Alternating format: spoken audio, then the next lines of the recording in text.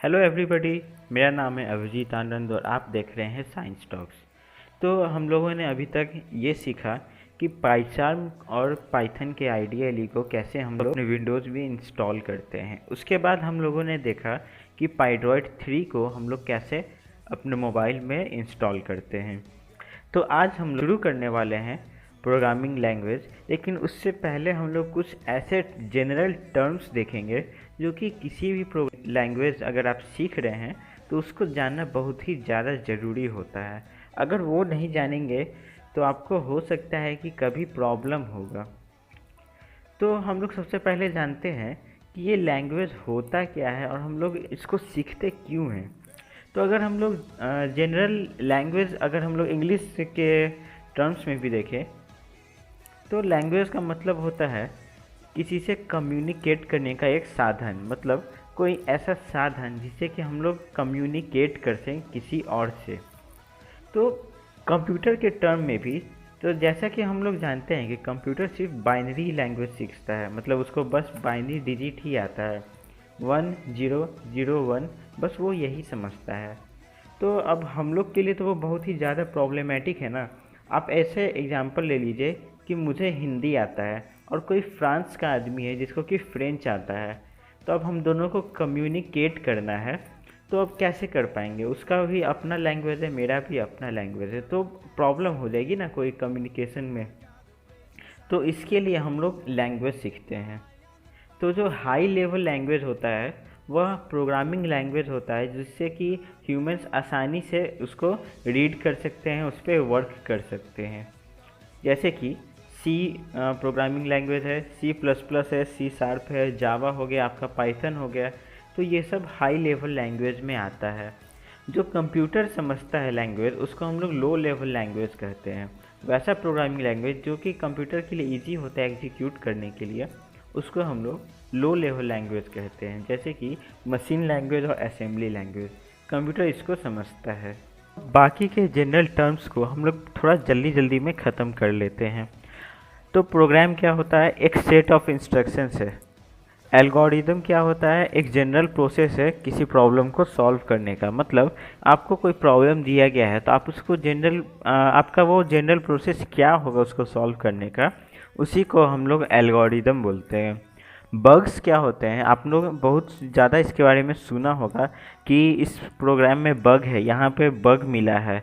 और bug hunting भी होता है। फेसबुक ने कुछ दिन पहले इसको किया भी था कंपटीशन बग हंटिंग के नाम से, तो वहाँ पे बग को फाइंड करना था।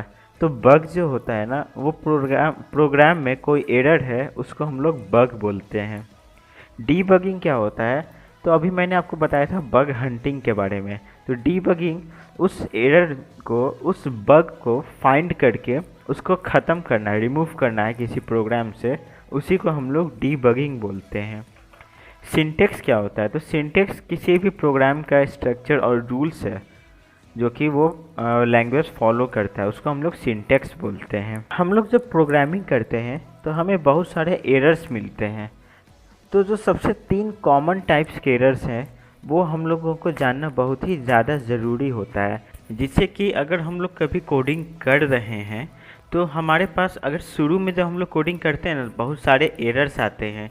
तो कौन सा एरर किस तरह का है, इस चीज़ को अगर हम लोग जान गए तो उस एरर को पहचानना और दूर करना बहुत ही ज़्यादा आसान हो जाता है। तो वो जो 3 तरह के एरर्स हैं वो उसमें से सबसे पहला है सिंटेक्स एरर्स। जैसा कि मैंने अभी बताया, सिंटेक्स किसी प्रोग्राम के स्ट्रक्चर और उसमें जो रूल्स होते हैं ना उस स्ट्रक्चर के, उसको कहते हैं सिंटेक्स। तो सिंटेक्स में जो भी हमें एरर मिलेंगे उसको हम लोग कहेंगे सिंटेक्स एरर। एग्जाम्पल के तौर पे अगर हम लोग, जैसे कि मान लीजिए कि हम लोग ब्रैकेट लेते हैं ना, तो दोनों लेफ़्ट ब्रैकेट और राइट ब्रैकेट दोनों होना चाहिए। तो ये हमारा एक सिंटेक्स है। ये ज़रूरी है कि आपके लेफ़्ट के साथ आपका राइट ब्रैकेट होना एकदम ज़रूरी है। तो अगर यहाँ पे केवल लेफ़्ट ब्रैकेट रहे और राइट ब्रैकेट नहीं रहे तो उस समय हमें सिंटेक्स एरर्स मिलेंगे। दूसरा है हमारा रन टाइम एरर।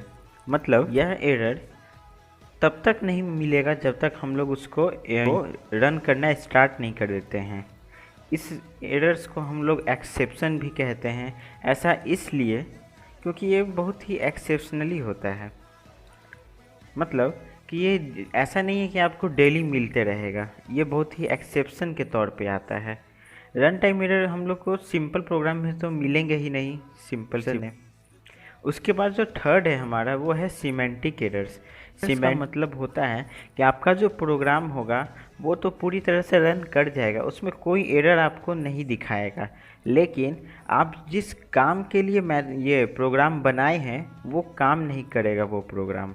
मतलब मान लीजिए कि आप कोई प्रोग्राम बनाए हैं, एक कैलकुलेटर बनाए हैं जिसमें कि आपको एडिशन करना है, तो वो एडिशन ना करके सब्सट्रैक्शन कर दे रहा है। तो यहाँ पे क्या हुआ कि प्रोग्राम तो सही था ना, इसमें तो कोई एरर नहीं आया, लेकिन जो हमको काम करवाना था वो काम नहीं हुआ। तो इस तरह के एरर्स को हम लोग सिमेंटिक एरर्स कहते हैं।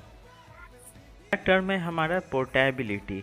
इसका मतलब होता है कोई प्रोग्राम का वह प्रॉपर्टी जो कि किसी एक से ज़्यादा कंप्यूटर पे, मतलब एक दूसरे तरह के कंप्यूटर पे भी वो चल सके, उस प्रॉपर्टी को हम लोग पोर्टेबिलिटी कहते हैं। अब यहाँ पे ध्यान से सुनिएगा, इंटरप्रेट और कंपाइल। इंटरप्रेट का मतलब होता है कि जो हम लोग प्रोग्राम लिखेंगे ना, मान लीजिए कि कोई प्रोग्राम हमने 10 लाइन में लिखा है, तो वो program line by line execute होगा। एक टाइम में सारा 10 के 10 नहीं हो जाएगा, सबसे पहले पहला लाइन होगा, उसके बाद दूसरा लाइन इंटरप्रेट होगा, फिर तीसरा लाइन होगा। जबकि कंपाइलर क्या करता है कि जितना भी आपका प्रोग्राम लिखा हुआ है ना, सबको एक ही बार में ट्रांसलेट कर देता है, मतलब कि 10 के 10 लाइन को वो एक ही बार में ट्रांसलेट कर देगा। जबकि इंटरप्रेटर क्या करता है, एक लाइन को एक बार में करता है। तो अगर हम लोग देखा जाए तो इंटरप्रेटर थोड़ा स्लो है, जबकि कंपाइलर फास्ट है। हाल ही में हम लोगों ने देखा कि टिकटॉक बैंड हो चुका है, और इसके अल्टरनेटिव के तौर पे हम लोगों के पास एक मित्रोन ऐप था। मित्रोन ऐप का एक बहुत ही बड़ा कंट्रोवर्सी आया था कि इसका जो सोर्स कोड है वो पाकिस्तान से लिया गया है। तो इस सोर्स कोड का मतलब क्या हुआ? तो सोर्स कोड वह कोड है प्रोग्राम का जो कि हम लोग लिखते हैं, मतलब कंपाइल करने से पहले जो भी प्रोग्राम का कोड्स होते हैं ना, उसको हम लोग सोर्स कोड कहते हैं। फिर कंपाइल होने के बाद जो कोड होता है उसको हम लोग ऑब्जेक्ट कोड कहते हैं। आप इस तरह से इसको समझिए, मान लीजिए कि मैं हिंदी बोलने वाला आदमी हूँ और कोई मेरे सामने एक फ्रेंच बोलने वाला आदमी है फ्रांस से। तो अब हम दोनों के बीच में कम्युनिकेशन कैसे होगा? तो उसके बीच में हमको एक ट्रांसलेटर की ज़रूरत पड़ेगी। उस ट्रांसलेटर को मेरा भी लैंग्वेज आता है और उस ट्रांसलेटर को उस दूसरे वाले का भी लैंग्वेज आता है। वह क्या करेगा, सबसे पहले मेरा बात को लेगा, फिर उसको ट्रांसलेट करके फ्रेंच में उसको बताएगा। उसी प्रकार जो यहाँ पे सोर्स कोड और ऑब्जेक्ट कोड है, कंपाइलर क्या करता है कि जो भी हम लोग सोर्स कोड में ह्यूमन लैंग्वेज में लिखते हैं, मतलब कि बेसिकली हम लोग इसको इंग्लिश लैंग्वेज में लिखते हैं सोर्स कोड को। ऑब्जेक्ट कोड क्या होता है कि वो मशीन को समझ में आता है। तो मशीन कौन सा लैंग्वेज को समझता है? बस वो बाइनरी लैंग्वेज को समझता है, 01 001 ये सब चीज़ को वो समझता है। हम लोगों को वो समझ में नहीं आता है, हम लोग इंग्लिश को समझते हैं। आप यहाँ पे स्क्रीन पे अभी देख रहे होंगे कि सोर्स कोड, मान लीजिए कि मैंने एक बहुत ही सिंपल सा लिखा हुआ है, print hello world input number print number, ठीक है। तो ये हमारे लैंग्वेज में है। कंपाइलर क्या करेगा कि इसको ऑब्जेक्ट कोड में कर देगा ट्रांसलेट। तो ये होता है, कंपाइल करने के बाद जो आता है वो है हमारा ऑब्जेक्ट कोड। कंपाइल करने से पहले जो होता है वो होता है हमारा सोर्स कोड। आशा करता हूँ कि आप लोगों को मेरी सारी बात को समझ में आ गई होंगी। ये वीडियो बहुत ही ज़्यादा इम्पोर्टेंट था क्योंकि ये बहुत ही बेसिक चीज़ है। अगर आपको ये सब चीज़ें नहीं पता हुई ना, तो मान लीजिए कि आप कभी आगे जाते हैं तो हो सकता है कि मैं अभी कुछ ऐसा वर्ड बोल दूं आपको वो समझ में ही नहीं आए, फिर वो आप बाहर जाके देखने लगेंगे। इस सीरीज़ का मकसद ही यही है कि आपको बाहर से कुछ नहीं देखना है।